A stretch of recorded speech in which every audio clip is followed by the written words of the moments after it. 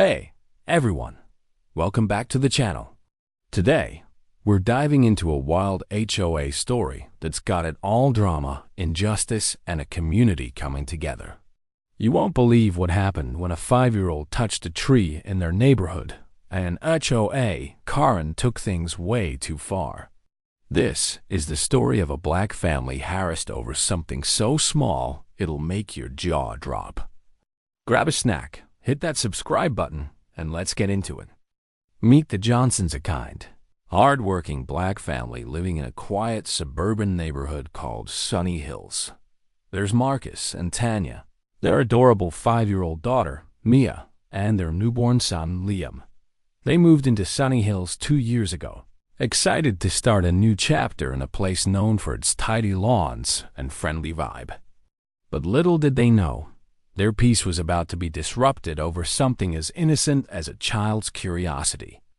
One sunny afternoon, Mia was playing outside their home, chasing butterflies and giggling like any 5-year-old would. She ran up to a small tree in their front yard, one of those decorative ones the HOA loves to fuss over, and touched its leaves, maybe plucked one or two. It was a harmless moment, the kind of thing kids do every day. But across the street, someone was watching.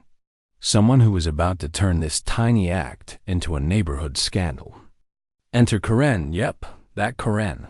Her real name's Linda, but everyone in Sunny Hills calls her the HOA queen behind her back.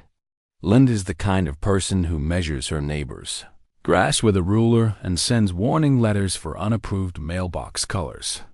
She's been on the HOA board for years, and let's just say she loves the power a little too much. That day, Linda saw Mia touch the tree and decided this was her moment to shine. Instead of, letting a kid be a kid, she marched over to the Johnsons' house, phone in hand, ready to record everything. Tanya, who was sitting on the porch watching Mia, looked up to see Linda storming across the street, already yelling about vandalism and community standards. Tanya was confused. Mia had barely touched the tree, but Linda wasn't hearing it.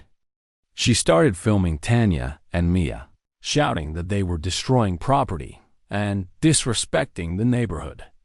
Tanya stayed calm, asking Linda to lower her voice and explain the problem. But Linda just kept going, throwing in comments like, "People like you don't belong here if you can't follow rules." Yeah, she went there. Things didn't stop there. Linda called an emergency HOA meeting that same week, claiming the Johnsons were a problem family who needed to be fined or even evicted. She blew the tree incident way out of proportion, saying Mia had damaged a $500 ornamental tree and that the family was disruptive. The Johnsons were shocked when they got a letter demanding they pay a fine and attend the meeting to defend themselves. Marcus and Tanya decided to show up, not just to clear their name, but to call out Linda's behavior. They brought photos of the tree spoiler alert. It was perfectly fine, and a short video from their doorbell camera showing Mia gently touching the leaves. They also had something else, a list of neighbors who'd seen Linda harass other families, especially minorities, over petty things like parking or holiday decorations. The Johnsons weren't just fighting for themselves. They were standing up for everyone Linda had bullied. The HOA meeting was packed. Word had spread about Linda's outburst, and people were curious and honestly fed up. Marcus stood up and calmly explained what happened. Mia touched a tree. Linda overreacted, and her comments had a clear racial undertone. Tanya shared how uncomfortable it felt to be filmed and accused in front of their daughter, who was now scared to play outside. The room was quiet as they played the doorbell footage, showing Mia's innocent moment and Linda's aggressive rant. Then, other neighbors started speaking up. One woman shared how Linda had complained about her ethnic garden statues. Another guy mentioned Linda's random checks on his car, which he suspected was because he's Latino. It was like the floodgates opened. People were done with Linda's reign of terror. But Linda wasn't backing down. She doubled down, saying the Johnsons were making excuses and that rules are rules. That's when things got really interesting. The Johnsons didn't just sit back, they got organized. Marcus, who's a graphic designer, made flyers calling for a vote to remove Linda from the HOA board. Tanya, who's great at connecting with people, started talking to neighbors door to door, sharing their story and asking for support. They weren't trying to start a war. They just wanted a neighborhood where everyone felt safe and respected. To their surprise, dozens of families rallied behind them. A petition to oust Linda gained over 100 signatures in just 2 days. Neighbors started sharing their own Linda stories on a community group chat, and it became clear she'd been targeting certain families for years. One neighbor, an older man named Mr. Thompson, even offered to pay any fines the Johnsons might face, saying, "This nonsense has gone on long enough." The Johnsons were blown away by the support. They realized this wasn't just about a tree. It was about standing up to someone who'd been abusing her power for way too long. The next HOA meeting was a game changer. Over 70% of the neighborhood showed up, which was unheard of for Sunny Hills.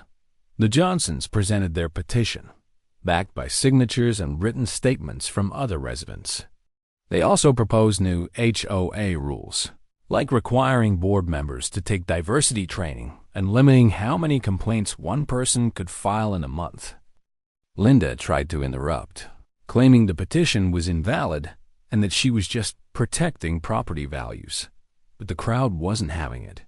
One neighbor, a lawyer named Sarah, pointed out that Linda's actions could be considered harassment under state law. That shut Linda up real quick. When the vote happened, it was overwhelming. Linda was removed from the board, and a new president, a kind woman named Carla, who'd supported the Johnsons, was elected on the spot.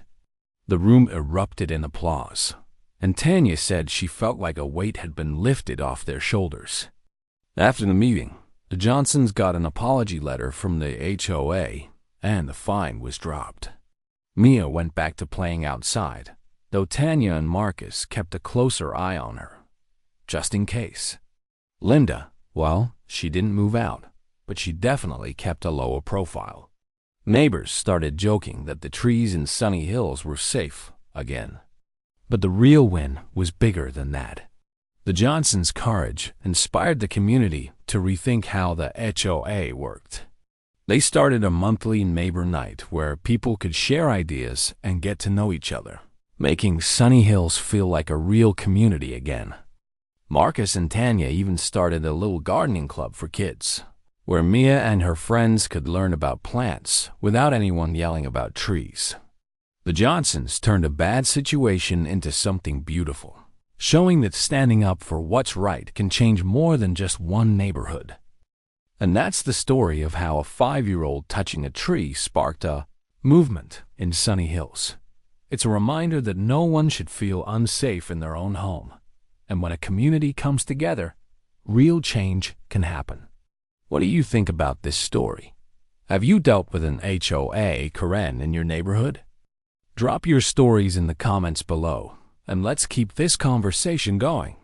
If you enjoyed this video, give it a thumbs up, subscribe, and hit that bell so you don't miss our next HOA drama. Thanks for watching, and I'll see you in the next one.